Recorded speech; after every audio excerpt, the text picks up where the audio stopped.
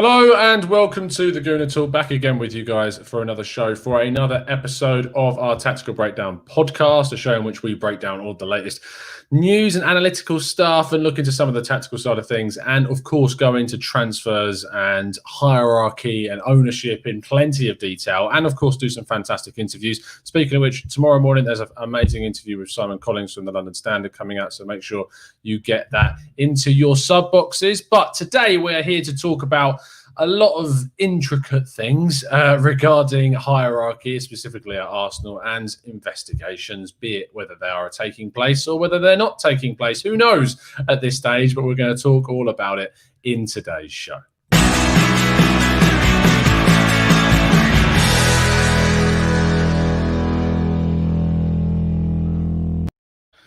Okay, I'm joined, of course, first of all, by my right-hand man, Drew, whose camera has stopped working. Drew, how are we doing, mate? I never said it stopped working. I said it won't be on. I did. I'm good. How are you? I'm very good, mate. I'm done my third podcast today. Of course, this is the first one that's actually gone out live on the channel. One of them is for our expert members. Expert members, you can check out your new content in the community tab. Make sure you click on that community tab on the channel. And of course, our next show, which is going to come out tomorrow morning, early UK time. So please check them out. And we are honoured over here at TGT to be joined by Sash, aka LTArsenal. How are you doing, Sash? I'm doing good. A lot of interesting things to discuss. So a very good start to the week. Yes. We love it when there's plenty of Arsenal news to talk about, for sure. There's a lot of love for you in the chat box this evening, which I'm sure you'll be appreciating. We're going to get loads of your comments chat box a little bit later on and get some of your questions to Sash and Drew as we go through. But first of all, we do need to focus on news about Raul Sanllehi moving on. At the time, it was interesting because it threw me off so much. I originally thought from reading the statement that both Raul and Vinay had both left, which turned out to be just Raul, and their grammar completely threw me off. But it was just Raul that was moved on. We'll go into the sort of reasons as to why that might have happened in a little bit. But just, Sash, if I could get your initial reaction to Raul going, was it a surprise to you, or kind of were you waiting for this to happen? To be very honest, it wasn't exactly a surprise for me. Obviously, I didn't expect it to happen right now, because the previous day there was some rumors that Sanhelli could be off. But obviously, I didn't expect it to come this early, and especially in the middle of a transfer window of all times. So I think the best time maybe for the club to announce this would have been after the transfer window, but they chose to do it now. But to be very honest, looking at our current team now, it isn't very surprising, because due to COVID, we need to create like an organization structure to cope with the effects of COVID. And having three people, if you have Edu, you have Arteta, I don't see the need for a third person to get involved in the footballing decision. So to streamline our decision-making process, I can clearly understand why the club decided to part ways with Sanhelli. So I can completely understand that decision, and I'm probably in the minority of people that actually like Raul. I think he took a lot of hate for dealing with agents, and I actually think some of the transfers he sanctioned last summer, from Tierney to Martinelli to Saliba, Ceballos, these are all under 25 players who I think can be a good core for Arsenal to build on. So to suggest that he just deals with agents, I feel it is not factual at all. But having said that, I can understand why we've parted ways with him. And now the onus is on Arteta and Edu. I'm all for giving the manager full autonomy over picking what targets he wants. We saw it with Jurgen Klopp. We saw it with even Guardiola. You give the managers the players they want, and those players can be built around the style that they want to evolve over time. So I can completely understand the decision, and I'm fully backing it, even though I was someone who liked Raul. Yeah, it's you raised two sort of schools of thought there, Drew. I'm going to call you out on one of them, then we're going to approach the second. The first one is about the streamlining of the hierarchy, the decision makers that come into play when Arsenal decide to make a transfer. Originally, as Sash said, Drew, it was just Arsene Wenger. It was him. He had full control of everything. As soon as he left, we kind of splintered, and Sven Mislintat came in, Raul Sanllehi came in, and of course after Sven left, Edu replaced him in that kind of executive role in terms of recruitment. We've also seen redundancies across the board, which include the likes of Francis Kajagal, Brian McDermott leaving, and other key scouts, not just in the UK but across the globe. Drew, do you think ultimately this is a good thing that streamlining is taking place and decisions can be made arguably quicker this way? Yeah, I think so. It's interesting to note that a lot of fans were happy about the sort of transfer by committee sort of establishment we were bringing in post-Wenger, but I feel like you can have too many opinions when you're looking to build a squad, and certainly this might seem a little bit harsh, but Raul's probably shouldn't be one of them.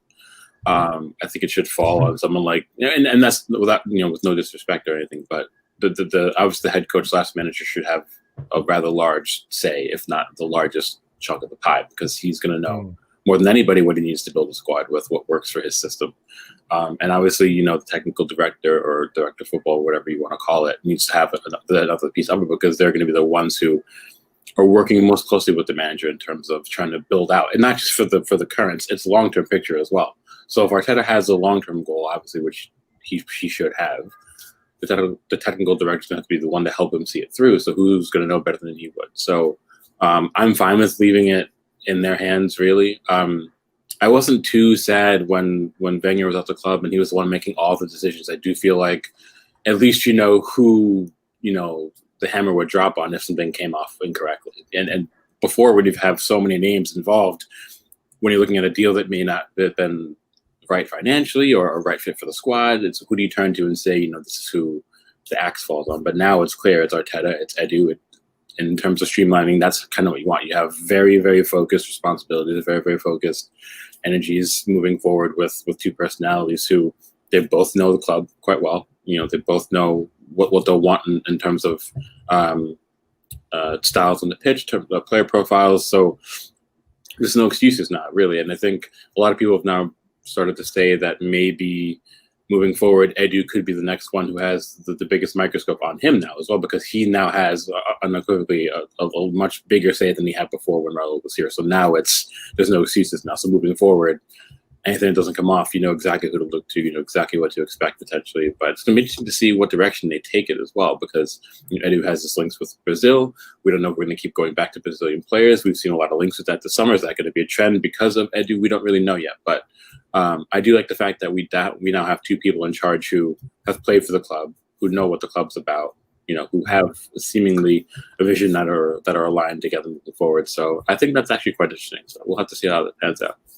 Yeah, we've had the complete two ends of the spectrum. Arsene Wenger was just that sole man that the hammer could drop on, as you said, and we've gone from that to now lots of people involved in the transfer dealings and the decision making. And I think it was important that Arsenal kind of found a balance, and that seems to be what's going on more in conjunction with a more stat-driven sort of method of finding players and getting players in. There's some actually links to today to talking about Akinola, who's the young guy from Huddersfield that we've brought in, was brought in without a trial and purely done through statistics. George Lewis, I think, is similar, but I was aware that a trial did take place for him. But still, it's that bringing in of young players that could have resale value or a route into the first team, but it's making sure that we get value for those players. Sash, if I just come back to you regarding the second point you raised a second ago, which was actually the fact that you quite like Raul Sanllehi, and even though he divides opinion amongst the fan base, there are still elements of his employment at the club that got us some really, really good players. You mentioned these, Kieran Tierney, Saliba coming in, which was a massive coup, and looks like now when you talk about Saint-Etienne's president saying they shouldn't have sold him for such a low amount of money at the time, that was a massive coup, and you have to praise the Spaniard for some of these dealings. Now, if I could just play devil's advocate slightly and come back at you on it, you could say that Raul Sanllehi has dealt with some very odd signatures as well. The David Luiz signing, for instance, that cost, in terms of a transfer fee, around 8 million, but rose to nearly 20+ million pounds in the end. The Willian transfer you could talk about in a similar vein, same agent and client of Kier Jarabchin, coming in, a 30+ player. You look at the signings like Pablo Mari, Cedric Suarez, players that aren't necessarily going to improve on what we already have, but kind of improve the depth of the team.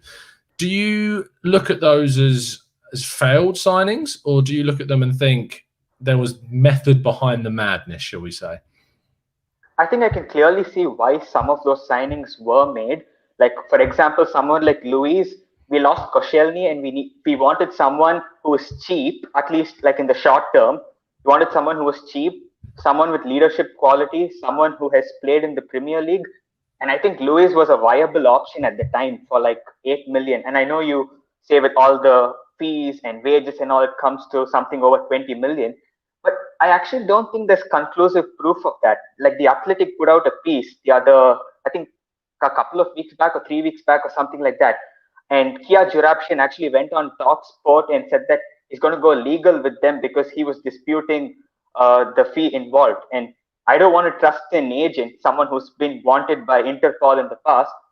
But having said that, I still don't think there's conclusive proof of the fee involved for Luis. And you can even see that his contract got extended. Arteta likes him. He's played an important role in a back three to actually help us win the FA Cup. So I think I don't think Luis is a bad signing per se.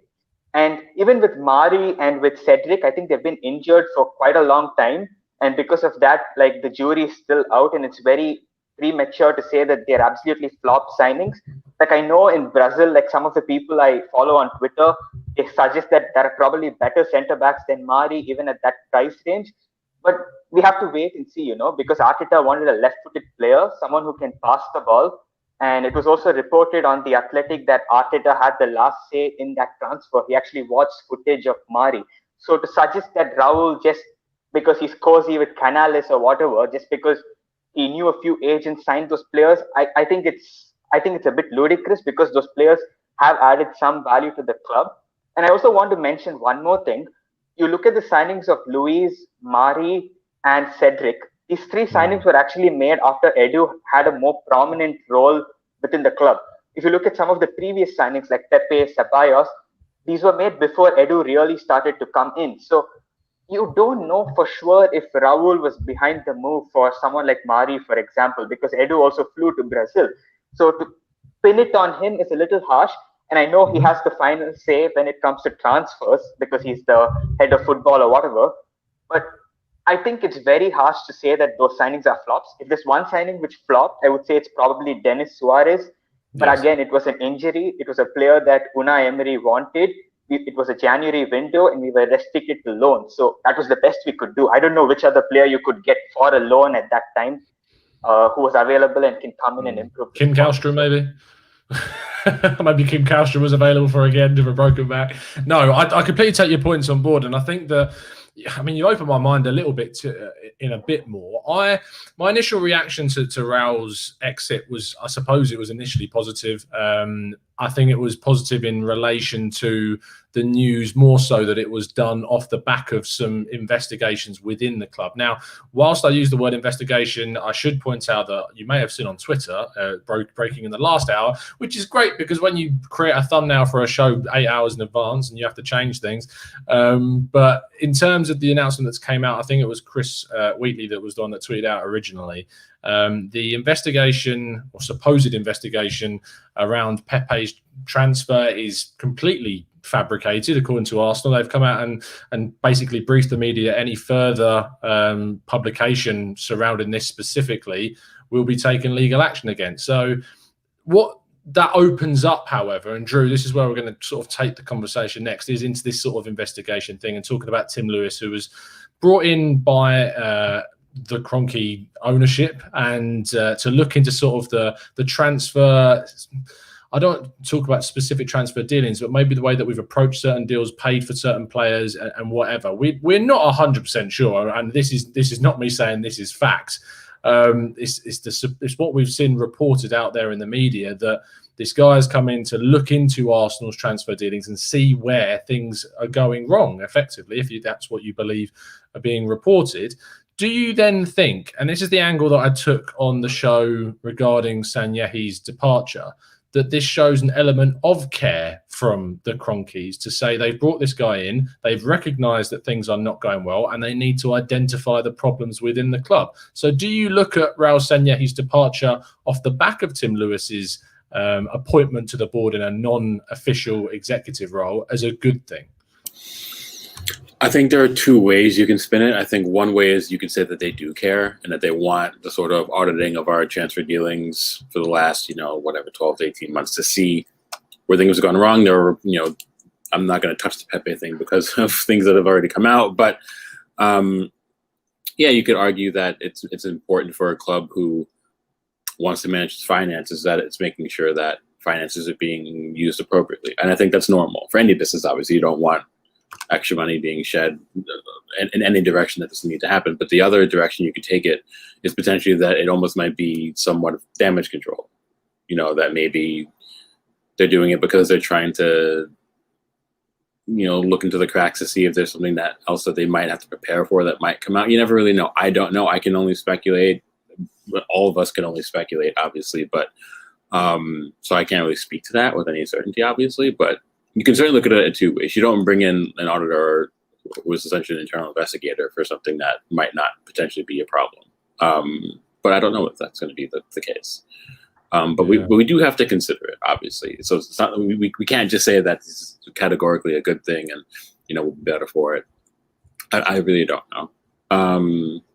What it does show is that either way, they're trying to be proactive, whether if it's for to try to solve a problem that already exists and that they've been made aware of, or it's because they actually, were already currently aware of an issue, but they didn't actually do anything about it. Is they're trying to do something about it now. I don't really know. I'd have to think more on it, but at least they're not just letting it, at least not trying to sweep it under the rug, as it were, just to hope it disappears. It's something is being done one way or the other. Yeah, I mean, that's kind of my base value opinion on it. I don't really know more. I mean, I'll have a better opinion when I know more, if we are privy to more information. Right, exactly. If more stuff comes out moving forward and we know about it, it'll be easier to have a even more informed opinion on it. But yeah. Yeah, it will be interesting to see how the media kind of approach this going forwards and the types of articles and storylines that we see post this statement that's come out from the club. Not public statement, it was done directly to the media, which is what we're aware of. Sash, if we're talking about sort of the impact, I mean, I read your article you wrote about Tim Lewis and kind of the background that is surrounding the guy. Do you want to just give a little bit of information about that? I'll leave a link to the article in the description, but talk to me about what you know of him and what you're expecting he's doing at the club. So I think there's a bigger background to why I think he's hired. First of all, I think this club hasn't made Champions League for 4 seasons in a row now. And as you know, we have a self-sustaining model, which depends a lot on CL revenue. In addition to this, we also rely a lot on match day income.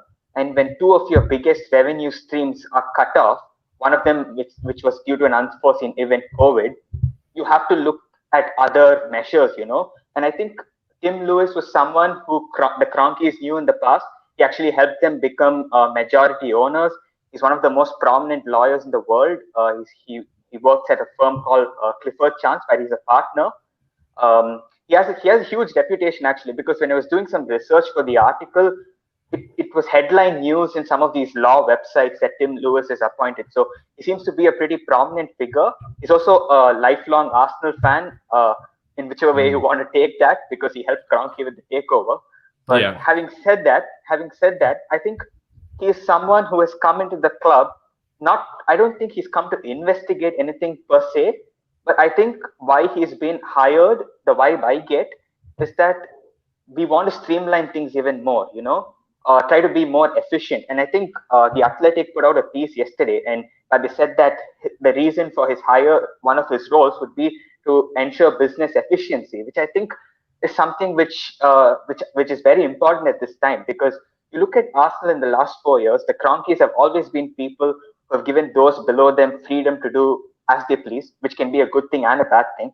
But in Arsenal's case, we've seen 4 different structures, from a manager does it all model where scouts had a lot of inputs, to Mislintat, who's like this analytics guy, to Sanhelli, who's supposedly agent driven. And when you have so many ways of doing a business and you don't prolong it for beyond a year, it's very difficult to achieve anything in the short term.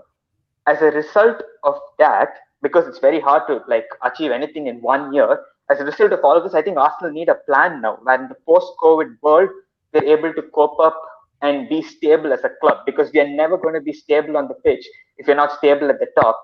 And I think Tim Lewis's hire was for this reason, to try to help us streamline things and be more stable as a club. It's also maybe a sign of the Cronkies not trusting those below them as much as they used to before, and they're paying a closer attention perhaps. But of course, a lot of this is just speculation, and it's not something you should take concretely, but it's what I personally believe in. Yeah, 100%. I mean, I love that. They're careful like that. It is all speculation at the end of the day.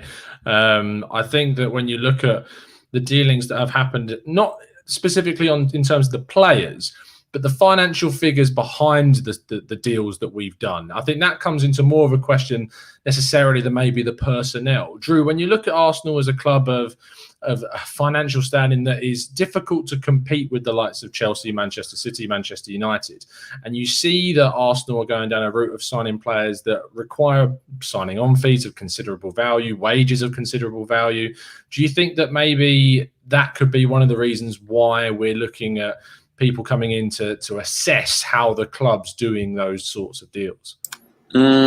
I don't know. I think that's more part and parcel of how contracts are just going to be structured a lot moving forward. You're seeing it as a bigger trend.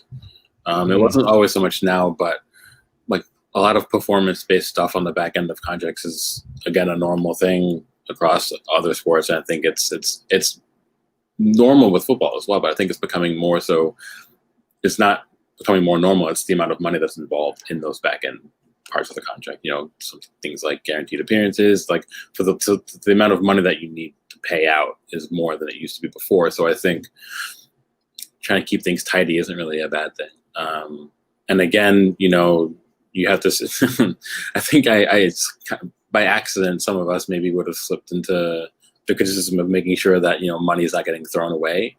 I think that's important, again, so I would agree with Sash in that regard. I think streamlining things to make sure that, the trusted decisions are being made is important. So if Tim Lewis can come in and actually help that process, that's a good thing. That's not a bad thing at all. That's, from my understanding of it, that's relatively normal in the corporate world. You have auditors come in and tell you where the leaks are, as it were, financially, how to plug them, how to fix them, how to streamline them, how to make sure that your books are more tidy. So, especially again, and it was a good point to bring up, in the post-COVID world, we don't know the nature of how finances of football are going to be affected moving forward. We're not going to get match day attendances at the beginning of next season. They've already said that. We don't know when it's going to come back next season, if at all. So it's important for the club, maybe now more than ever, to really pay attention to the figures, the money of it. And certainly when you look at that in conjunction with the fact that apart from Walmart, Kroenke's holdings have all taken losses during COVID. So he's going to be even more concerned about finances, potentially. So just having a tighter string around Arsenal isn't going to hurt anybody. And as long as we're spending effectively, I don't think we're going to be done spending money just because something like this is happening. I think it's just going to be hopefully we'll be spending more efficiently, which is important. Even if you have a ton of money, you still want to spend efficiently. Just because you have money to burn doesn't mean you want to throw it away. I think that's the position we have to kind of take with this. So if that's going to help us, then again, I'm all for that. So I know, again, we just kind of have to see. I kind of feel like we're going to be in this almost kind of putting ourselves into a loop right now with this discussion. There's only so many angles we can take it because we just don't know enough to know. Yeah. So I don't want us to keep going into a circle, but I don't know. I think this is. I mean, people before all this happened said this was going to be an absolutely pivotal summer for the club, and now it's even more so with everything that's already starting to come out. With Raul being, let go now, Tim Lewis coming in and auditing the club essentially. Questions about Edu and Arteta now moving forward with their heads being the main ones to look at. There's a lot to take in this summer. As Sash said when we started, it's been an interesting week to start the week with all this stuff that's come out now. So again, we have way more questions than answers. So hopefully we'll have some answers by the time the season starts. But it's a big period. Yeah, for sure. I mean, speaking of having more questions than answers, we've got a load of questions in the chat box that are being thrown in now for us and Sash. The first one is from Rodney, who says, do you know who's behind the Gerbil account? Rodney, I have absolutely no idea who's behind the Gerbil account. Drew, do you have any idea who's behind the Gerbil account? I don't, unfortunately. No idea at all. Sebi says, how can someone like me be on the show? Please do reply. Well, first of all, you need to join up as an expert member, and every month there's an expert members podcast, and you can appear on that. Let's get into the proper questions. Christopher Fung says, question for Sash, Arteta and Edu are green in their respective roles. I'm inclined to trust Arteta, but do you trust Edu? He still has those links to Kia.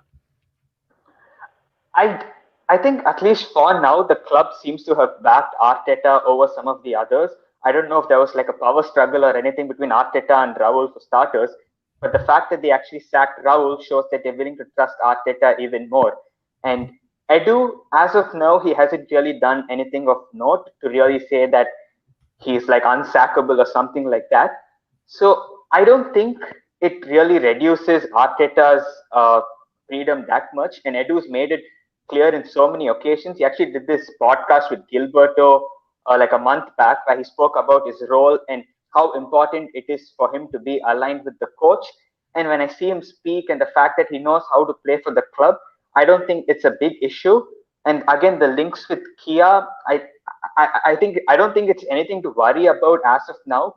Like I know we signed Willian, we signed Luis, we signed Cedric, but I don't think it's a big issue because these are players that Arteta clearly wanted. So I don't think it's a big concern as of now. Maybe by the end of this window, if there are more suspicious dealings, we can come back to this. Yes, I think that's probably the best way to think about it. I mean, it might get to the point where we run out of Kia's clients to sign, then we're absolutely fine. So, Drew, the real Janice says, should we sell Lacazette and replace him with Odsonne Edouard, or just stick with Alba playing in the middle and not replace him? Tactically, you have to assume.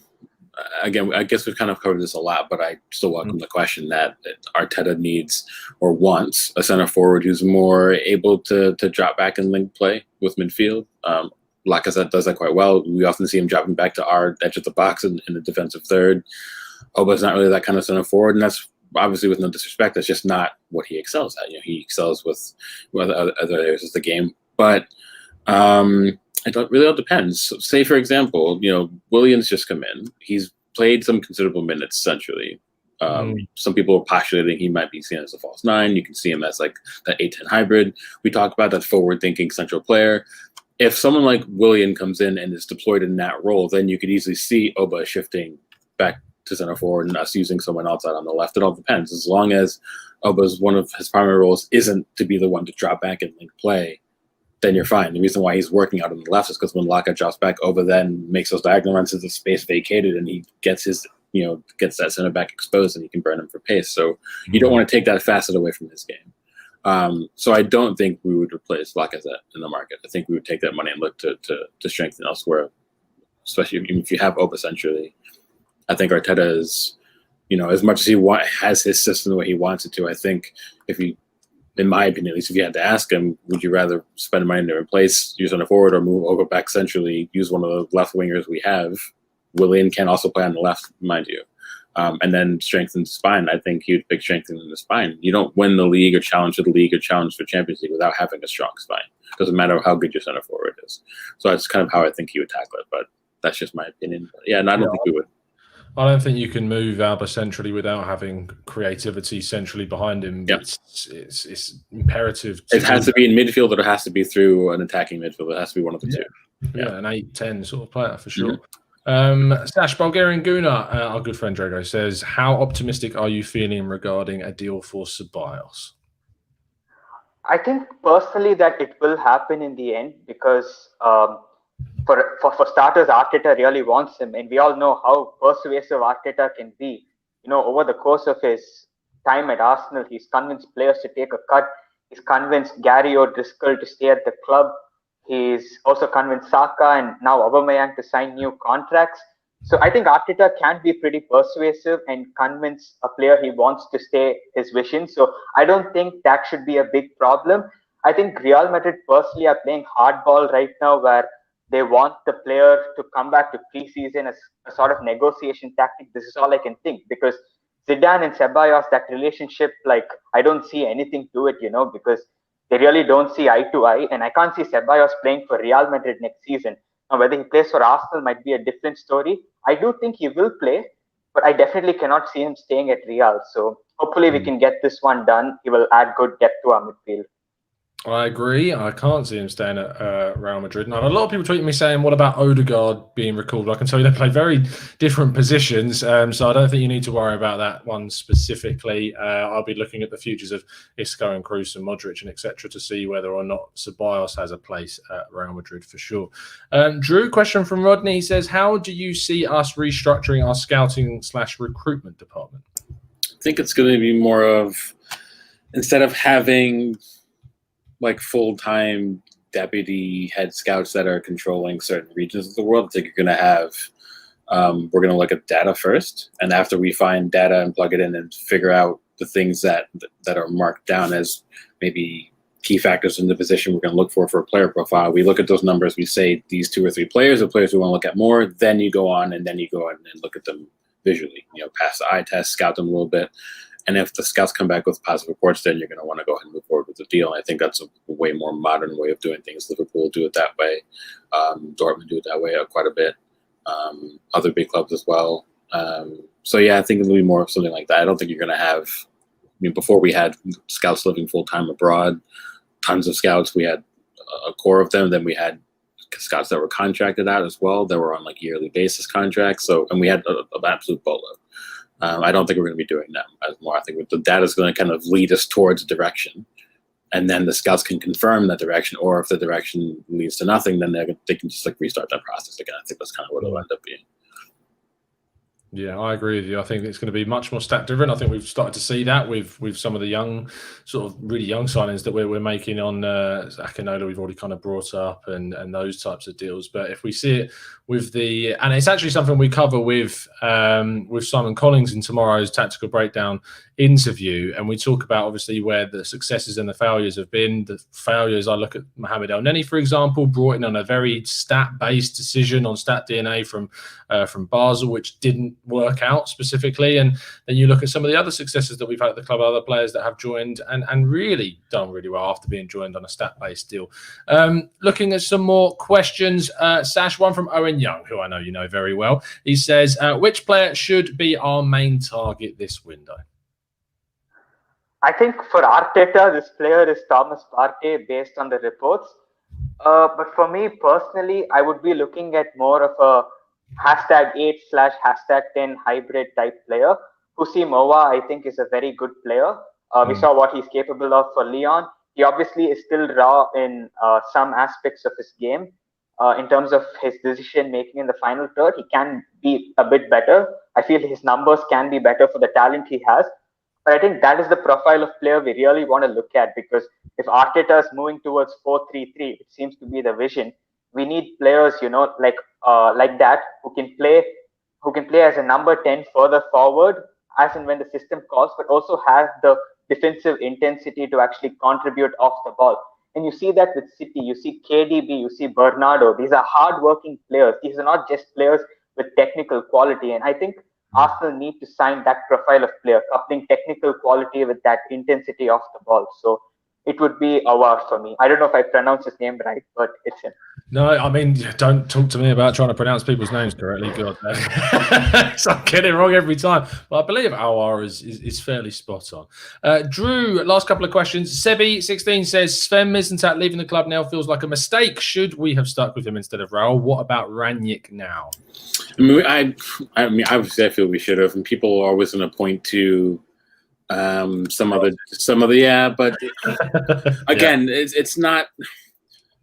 When a chief scout is told we need to bring in a player on this monetary value with this profile, here's what we need for a player, they're going to come up with a certain player in mind. If he's someone who he knows, he would have suggested it. But moving forward, that's not the type of deals he would have sanctioned, because if you look at his track record, they weren't. So I feel like they were looking at a short-term solution, and we were in a position where we needed short-term solutions because we weren't fully fleshed out for the long-term approach yet. So it made sense. But I do think we should have stuck with him. I think he would have been perfect for what we're trying to do now in terms of data-driven analysis with scouting. That's something he was very, very high up on. So I do regret that, but I wish him luck at Stuttgart. I think they're in good hands with him. Ranić, it's tricky. I think he would make sense in terms of, I think fans will look at him and say that he's been at projects where players have come in It's just it is. It's not. It is. He. I hate saying that, but it is. Like, he, for base value, he's the type of person you want in that position. But I don't know if he would actually be successful at Arsenal because of where we're at in terms of like money and expectations and desire to push on immediately. I don't know if he's that kind of guy that would come in and actually do that. I think he'd be great for someone like Southampton, for example, who are trying to move forward and they'd like to bring in younger players, and he's worked with hospitals before, so I think that would, Leicester would make sense to do that kind of thing. I don't think we're there yet for him, but I think if we were at a different stage of development, he would make sense. Also, I don't know if he'd be suited for the kind of role that fans would want him to see him in. But I mean, wherever he goes next, I think it'll make sense for him. Yeah, I really, and I'll bring you in on this too, Sash. For me, like Rangnick is, as Drew said, he doesn't fit Arsenal. I'd love Arsenal to be that. I'd love us to have the same sort of model as an RB Leipzig and see us signing just 23s and unders that have sell-on value, that are really exciting, that you can bring through and develop. And it's not been saying that I wouldn't want Arsenal to be that. I really do. I just feel like his introduction to the club it just wouldn't fit. It wouldn't gel. I was kind of gutted when the Monchi situation fell through, because Monchi is someone that identifies some really good targets for the club that he's in. Yes, I know that there were some failures at Roma. I just feel like Sevilla's situation is more similar to that of Arsenal's, and he fits really well there, and I thought he would have fit really well at Arsenal too. What is your thoughts on the whole of, I mean, and also, do we need to replace Raul Sanllehi? Do you think that the situation that we've got now, is that all that's needed? I think as of now, having Arteta, I think they're cool. I think it's a long-term project. So I think for the foreseeable future, we can be with Arteta. And I know football changes fast. And last year at around this time, we were all backing Unai probably. But I think under Arteta, we have a really special coach. And I genuinely believe that this guy is going to put Arsenal back where we belong. And as a result of that, he's going to be backed by the Cronkies. You can even see with some of the unpopular decisions that are being made, we're doing everything we can to try and strengthen the squad and bring in the players that Arteta wants. So I don't see any credence right now in replacing Raul. Maybe after a few years, once Arteta is gone, maybe we can revisit it. But I think for now, we are okay. And going back to the point of like signing under 23 players and then selling them, I think we actually went through that, at the start of the Emirates era, when we had to pay like the loan or whatever. We used to sell all our young players, sometimes to even like our rival clubs. So I think we've been through that phase, and you can even see a club like Dortmund, Leipzig. Leipzig are a very entertaining club. Don't get me wrong; they're in the semi-finals of the Champions League, which is incredible. But I think Arsenal have to think really big. We need to act like a big club. We need to be the ones that poach some of these young players from other clubs, after they are developed. We shouldn't be a club that develops young players and sells them for value. And I know many people will say that it can be a stepping stone for us to finally get there. But it didn't work last time, did it? So I think we have to act like a big club. Signings like Willian, I know they're stopgap. I know they're unpopular. Even a signing like Partey, I saw some people on Twitter criticizing his age, 27-year-old. I think that's exactly the profile we need. We need to be back to Champions League next season, and we need to build from that. There's none of this 3-year project thing where we sign young players, sell them, and slowly build. I think Arsenal as a club need to get back to the top as soon as possible. And even a coach like Arteta, if you don't back him in the short term, there'll be like several suitors for him. So I think Arsenal are doing okay the way we are right now. And I personally think we're going to have a very good transfer window ahead, but don't hold me to it. I'm going to hold you to it in terms of the next question. But before I go to that, that's going to be the last question of the show. Just to come back slightly on that, what I would say is that I'm not saying that I want a model exactly like RB Leipzig, where you sign players and sell them all on. That's not what I'm looking at. I'm looking at Arsenal. And I said this in our blog post the other week, is that I want Arsenal to be the next link in the chain for players that have moved to these clubs. I want to be the next link in the chain for Dani Ceballos after he leaves Real Betis. I want to be the next link in the chain after Jonathan David leaves Ghent. I want to be the next link in the chain after Dale Meccano leaves Red Bull Salzburg. I don't want to be the club that buys them from RB Leipzig, from Real Madrid, from Lille. I want to be that club that's the next in the chain and is proactive and dynamic in the market and signs these players. Yes, at a risk. but signs them still. But I also agree with you. I think it's important that you sign transformative sort of players in their prime, like Partey, of that age. I think that it's about a measured risk of the players that you go for. You can't be spending big wages and big money on a player like Coutinho. For me, I don't go privy to that. I think you need to be smart when you go for those players, and Partey for me is a smart signing of that age profile. So the final question, because I will get absolutely bantered if I don't ask you, having LT on, and that's asking about Gabriel. What do you know? Is Gabriel going to be an Arsenal player, Sash? I think based on some of the reports that we're seeing, I think yes. I don't know if I'm pronouncing this name rightly because this is a French outlet, but La Voix du Nord, an outlet in France, says that Gabriel's preference is Arsenal. And now this outlet is tier 1 for Lille News. They also broke the Nicolas Pepe transfer news last year. So I genuinely think that report is very reliable. We also have seen there's this guy called Renato on Twitter, excellent follow for South American football. Renato, yeah. So one of his resources who he trusts a lot also believes that Gabriel wants to play for Arsenal. And also just reading in between the lines a bit, Napoli versus playing with David Luiz, Willian, Edu, and even Martinelli for that matter. Arsenal have a very good Brazilian contingent right now. So I can see Gabriel picking us over Napoli any day of the week. The very fact that United are looking elsewhere tells me that he's probably closer to Arsenal than Napoli. And Arsenal have a history of always signing the players Napoli wants. So when you put all this together, I believe that we'll get it over the line. Awesome. And if you want to hear a little bit more about Gabriel's chances of joining Arsenal, make sure you tune in tomorrow morning at 7 a.m. UK time. So our Western listeners are definitely going to be able to upload for that one. And our Eastern listeners are going to be having a nice afternoon listen to that one too. So up early for us here in the UK and in Europe and Africa as well. But the rest of the world, we're going to get a nice listen for that one for sure. Finally, they're getting the preference, Drew. You would enjoy a 7 a.m. UK upload, wouldn't you? Because you're up until like 3 a.m. in the morning anyways. Yeah, it depends on the day, but it wouldn't be so bad. There you go. Thank you, Sash. We really appreciate your time today coming on. Can you tell people where they can find you on Twitter and, of course, what you've got coming up soon on the website? You can find me on Twitter at LTArsenal. So on my website, I've actually done a piece now on why stability is so important on the top and why Arsenal cannot afford any more sackings in the coming days. It's actually already up on my website, and I plan to put it out on Twitter tomorrow. So have a look. Awesome. Make sure you go check that out after this is finished being live. All of those links will be in the description. Drew, my ever-present right-hand man, thank you for tuning in as always, pal. Tuning in? You mean coming on? Yeah, you know what I mean. Why call me on it? Always you keep me down the straight and narrow. Yeah, it was always good to come on, and LT, it was nice meeting you, or Sash, whichever you prefer. But yeah, thanks for coming on. I appreciate that.